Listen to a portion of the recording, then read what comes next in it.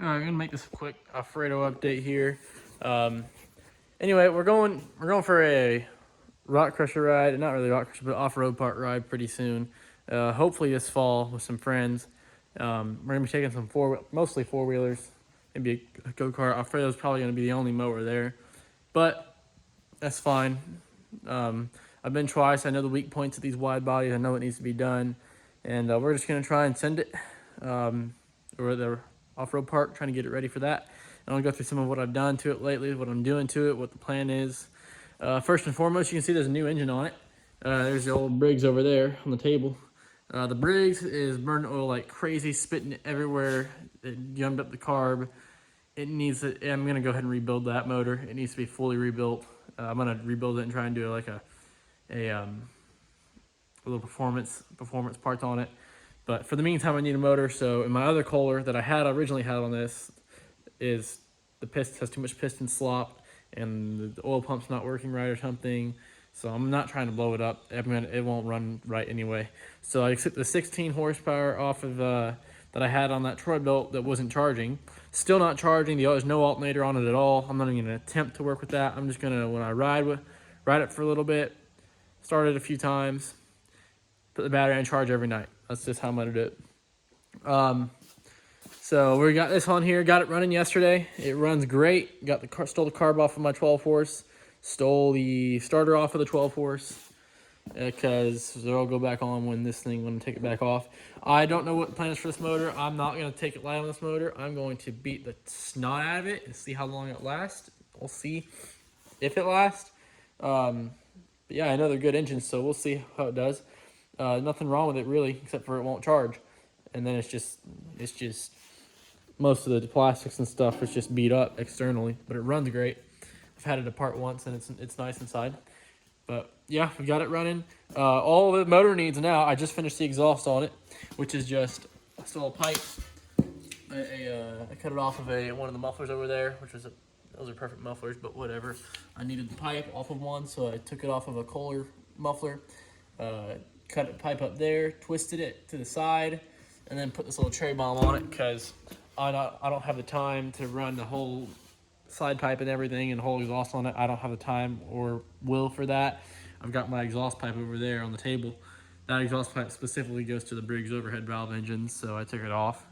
And I made this, which is now going to be a generic Kohler command for Murray's. So whenever if I end up, when I take this engine off and I put a command back on it, I'm going to swap that muffler back on if I need to get me by a muffler. But just barely rubs. It's going to come out perfectly right there. I don't know how it's going to sound. It's probably going to sound like a 12 horse Briggs, but whatever. I don't care. I got to get an intake on it and a gas pedal on it. This is the Briggs gas pedal, and it's too short, I believe, so I got to order a new pedal, or at least cable. So I'm going to take the cable off and put it over there with the Briggs. But yeah, I took the front end apart, greased it, spindles out, steering, greased all of it really good with actual grease, sanded the spindles down from the rust.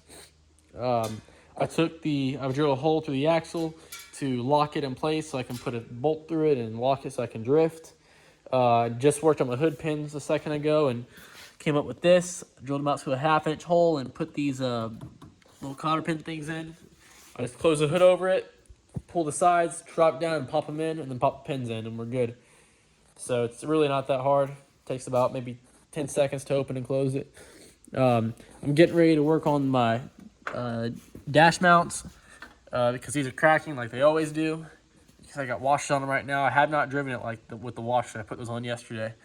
But I'm going to go ahead and do this because I know those are going to crack anyway. I know exactly how that ends. So I'm going to go ahead and weld these on each side, put a bolt through, and then I got to get silence for back here like I have on the Mountain Murray.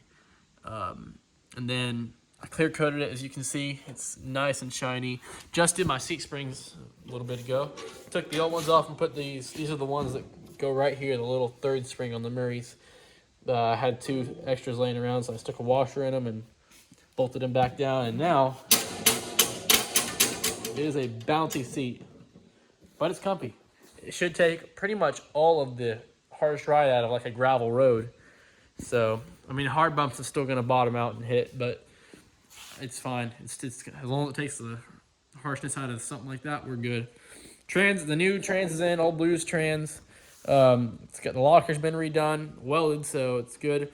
I was able to get it to back up and drive forward when I had it running, so I was just trying to shut the engine off because I don't have a kill on it. And there's something wrong with the intake. I stuffed it full of stuff and it still was running fine, so there's a vacuum leak somewhere. But the it does drive, so it should be able to self-clearance itself in there.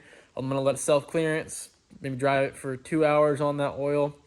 Probably about 2 hours, maybe an hour. And I'll take it and probably drain the fluid, drop trans, drain the fluid, put fresh fluid in it. It's just motor oil I have in it right now.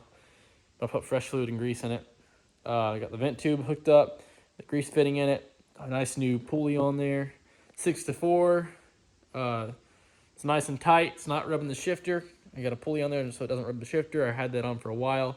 I'm getting ready to work on belt guides for today. I've got the body cut for the mud flaps that I'll have coming in. I still got to order them, but when I get some money, I'll have those coming in, get the hardware and get the mud flaps on. I got to get some new rear tires for it, some knobbies. I have the used ones from the four-wheeler, but I like to get new ones. I can just put them on these rims, even though I'd like to have 4-lug rims, but you gotta do what you gotta do. I'll just put some knobbies on it. Got the skid plates on it, but they're freshly painted. Didn't want to get the belt guides on it. I'll put this one back on. Let me see, what else do I have? I think it's about it. I got the brackets reinforced down there, as you can see, because we know how that's gonna end. Oh yeah, the front up here. I got the front end reinforced because we know how that ends at rock crusher or places alike. I still need to put an ignition switch in it. And yeah, I think that's about all I'm gonna do. I still gotta do belt guides, finish my dash mounts, just finish the exhaust, gas pedal, intake, headlights. I gotta do headlights. I don't know if I set ignition. I think I set ignition. And I believe mud flaps, of course, rear tires. I believe that's about it. So, yeah, we'll be expecting a rock crusher or an off-road park video soon with Alfredo and some four-wheelers. And yeah, it's going to be a lot of fun. So, see you then.